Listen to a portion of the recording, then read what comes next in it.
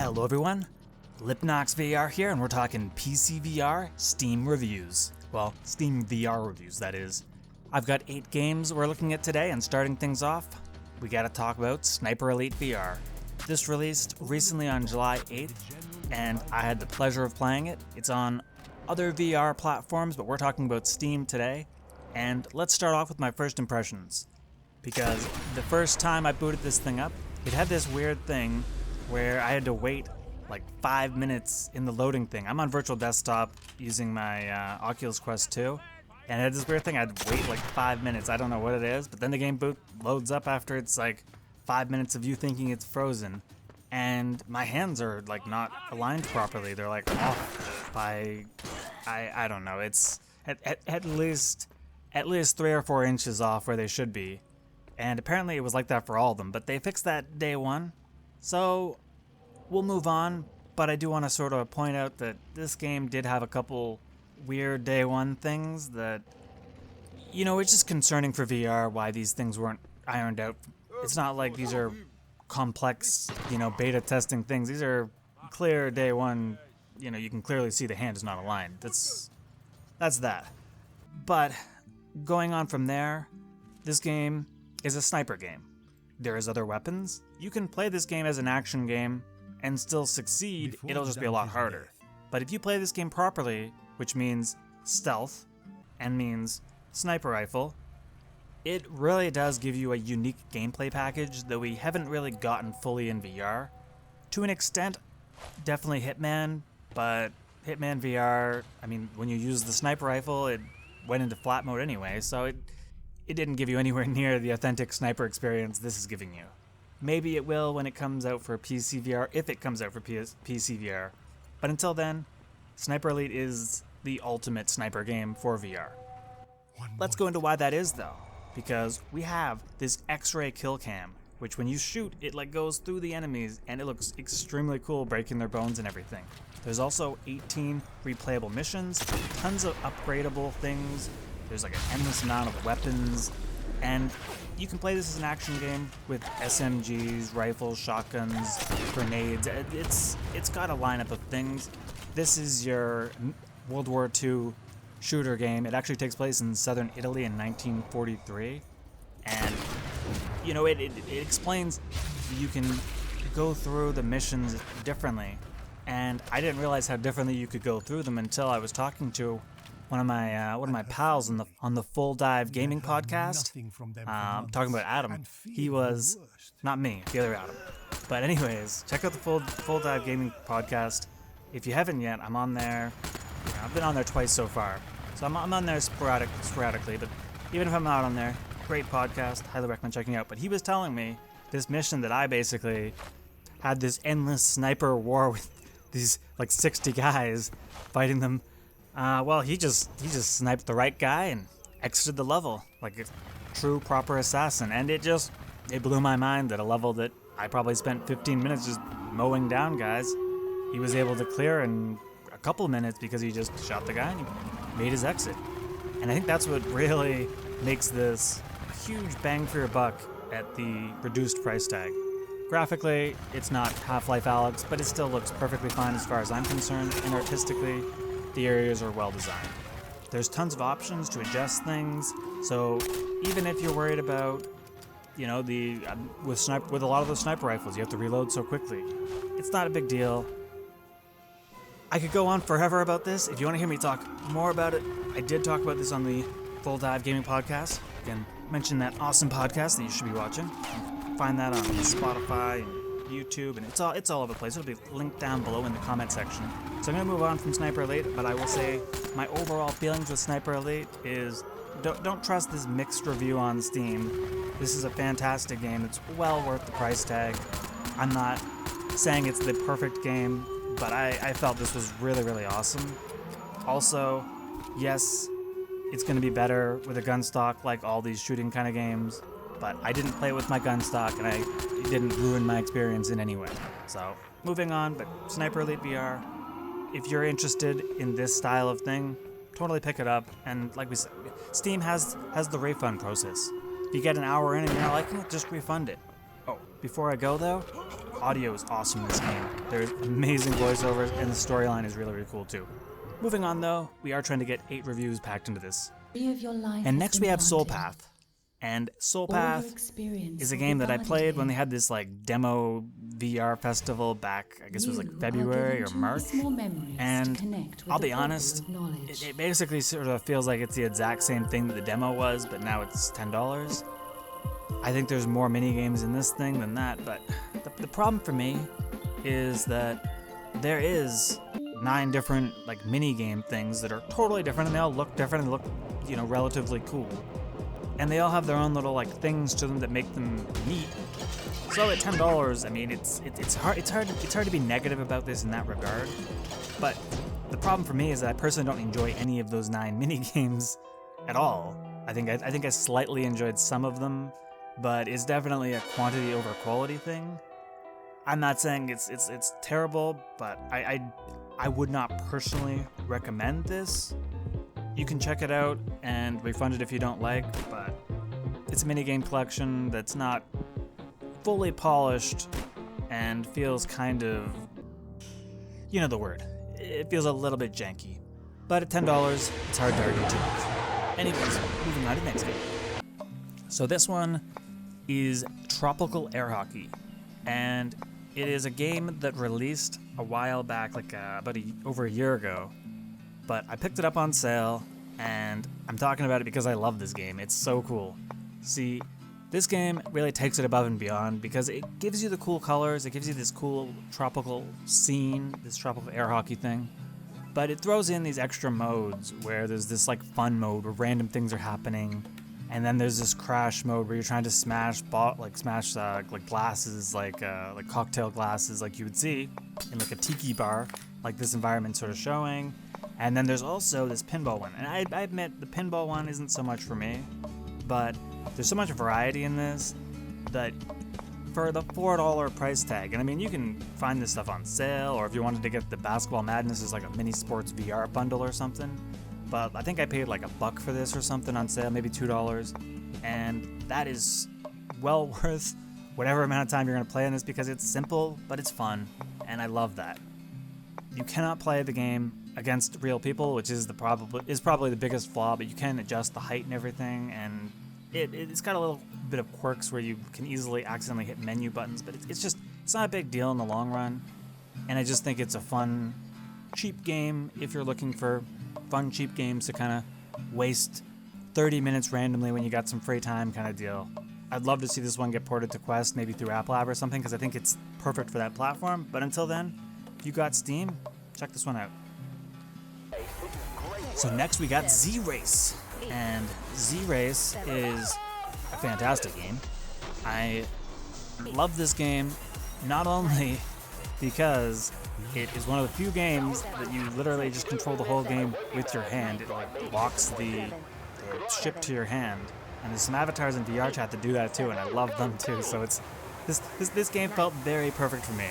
But you have this super fast like F-Zero, like Wipeout kind of like speeding down the track thing, combined with that, and then on top of that, you're going like blistering fast speeds, and it's fun.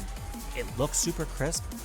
Plus, I mean, a little bias here, but the fact that there's like popular YouTubers like Steve Knows or Mateo or Gamertag in here adds all the extra hype for me because I know these guys and I like these guys, so I'm racing in their cars, or racing in their, I guess, jets, high-octane jets, or whatever they are called. But I think for Z-Race, it's essentially almost perfect. The main flaws are, you know, you can't do multiplayer yet, but it's going to come. There's no way to, like, turn your stick, so I really recommend if you're playing this to be in, like, a spinning chair. And once you get started, you can't exit the track. So if you screw up at the start, you still have to finish the track. I mean, they still pay you money, so it's always good to just keep doing the tracks anyway. But you get a big bonus for finishing first, and you don't get new levels unless you finish in like the first whatever. But Z-Race is an awesome game. I really like this game. I highly, highly recommend it for the $15, and I'm really excited to see the updates that are coming. Pilot, congratulations from me and the rest of the team. Well done today. So in summary, yeah, Z-Race is a definite must-own.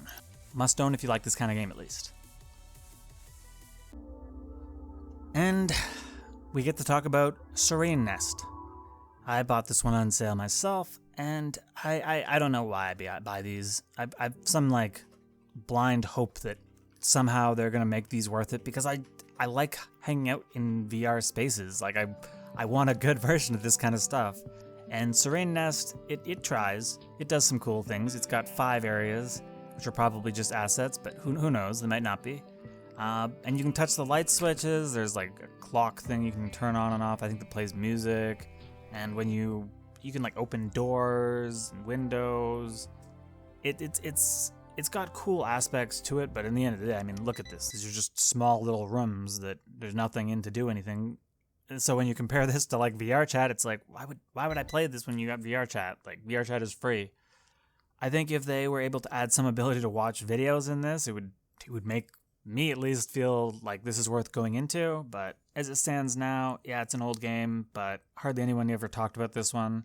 So to talk about it, I would say do not buy it. And next we have a recent purchase of mine because of the recent Steam sales, and it's called Rainbow Reactor.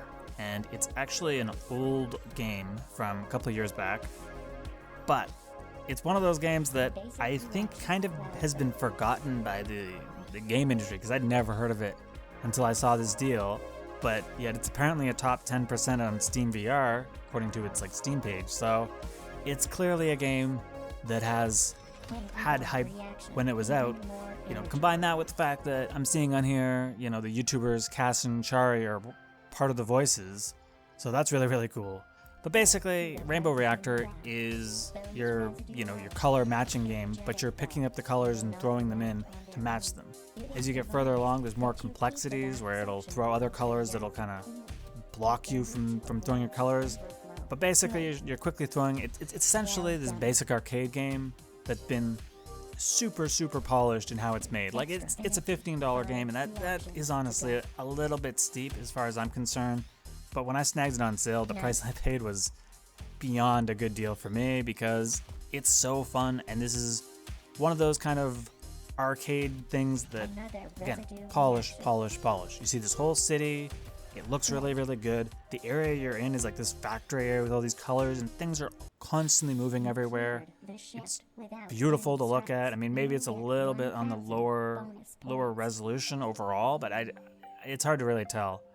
The other thing I like too is you can actually sort of explore around this area, and it gives you tips about things you're unlocking too, which I thought was really, really cool to have that feature, because I didn't even notice at first that I could teleport around. Rainbow Reactor might be a simple game, and it might be a little bit pricey, but it's definitely a quality game. If you haven't checked it out, I would take a look, and you know what, it might be worth the $15 for you if you're into these kind of arcade kind of games. But if not, add it to the wish list and snag it while it's on sale, or when it's on sale. It's not on sale right now. At least I don't think it's on sale right now. Maybe you're watching this while it's on sale again. Okay, and now we have Blood Trail. And Blood Trail is very much an early access game. You're very much purchasing this to play the sandbox until the full game is done. That being said, because so much work has been done into the core gameplay of physics and just pummeling the crap out of these random crackhead people, it ends up being an extremely, extremely fun experience that is extremely, you feel pretty guilty about this because you can really mess them up. Like, I don't think I've played any VR games that lets you take full chunks out of the people. So there's that, and I think you can smoke crack for slow motion mode, so lovely. But anyways, right now you get your 5 levels. You get this white room sandbox thing, and these are kind of your sandbox areas to sort of mess around and shoot the guys and pick tons of weapons. There's rifles, melee weapons, and there's also weapons randomly scattered in these levels sometimes. You can pick up off the enemies. You can kind of decide how you want them to be, if you want them to be aggressive or not aggressive. But anyways, Blood Trail is one of those games that when the story mode comes out at $25, I'm sure this will be well worth it. Keep in mind, if you're buying right now, you're buying basically this sandbox thing. There's a raid mode, but the raid mode really kind of feels like you're just doing a linear path, but doing the same thing as the sandbox, just with less sandboxy aspect. And I mean, if that's what you're into, I personally would rather just go to levels I like and just mess these guys up. And I kind of feel like that just might be the core extent of the game for me. And in general, even when the campaign comes out, I don't know what the campaign's going to be. I think Blood Trail is a cool game, but it's hard to hard to talk about in any state preview. But if you enjoy ragdoll physics and you enjoy extreme violence in VR, you probably will enjoy this game. It's probably going to give you that $25 worth. So keep that in mind. And finally, we reach the last game of today's episode, and we're talking about Ash of Legends. And I've been sitting on this for a bit of time now, having a really, really hard time with judging this because there's a ton of stuff here. There's a lot of stuff here. There's a lot of content here. You know, there's 8 modes of locomotion apparently. I didn't experience all of them, but you know, you have tons of different settings for all these different locomotion options and vigilant and teleport and all these things. You know, apparently according to the developer, there's 20 plus hours of gameplay here, but I think for me, you know, it's a tower defense game, and it's a tower defense game that is doing all sorts of weird things. I mean, I think the core element that makes it worth it for me is this hook shot thing that basically gives you this Spider-Man ability, and there'll be like people flying around on these like Green Goblin style like flying things, and you can latch onto that too, and that's insanely cool. I think this is one of those games, like I said, like we said with the early access thing, this is like so hardcore early access where it just feels so random. Like you look at these enemies and none of them seem to like match with each other. It just feels so much like random assets, and that's the flaw for me. You know what? If you want to swing around and do this tower defense thing, you can, you know, build the turret things, build these walls. It's not going to feel overly good. It's not going to feel too bad. The enemies are just like zombies essentially. I mean, they just continuously take your shots. Walking towards the target thing, sometimes they shoot you, but it just that element is flawed. It's a $15 game though, and there's a lot here for $15. I don't want to be overly harsh with this because it is early access and there is a lot of stuff here. I would say viewer discretion on this one, or buyer discretion, because it's rough, but it's got elements of fun. Also too, this is one of those games with a really long opening tutorial thing, so if you're not liking tutorials like me, and you're just planning on testing this out and thinking of refunding it if you don't like it, keep in mind you will be suffering from a pretty long tutorial first. I've recommended to the developer to just add a sandbox mode so we can just swing around and kill the guys, because that would be immensely fun for me. And I think if that was in this game right now, I'd be like, yeah, $15, totally. But I'm not too into what it is as it is right now with its tower defense thing. Anyways, that was a great episode, I hope. Hopefully you guys enjoyed these PC reviews. Hopefully it's not too long, but not too short. You can get a feel for what these games are. Anyways, thank you guys for checking it out. If you are liking this kind of content, or VR content in general, I cover PlayStation VR, PC VR, and Oculus Quest games on this channel. If that's the kind of content you like, please throw me a subscribe, hit the bell, and drop a like. And if there's anything you want to add that I didn't cover on these, or any comments about anything, drop them down below. They help the engagement, which tells YouTube to show this video to more people, and that helps me a ton. Thank you guys, I'm out of here.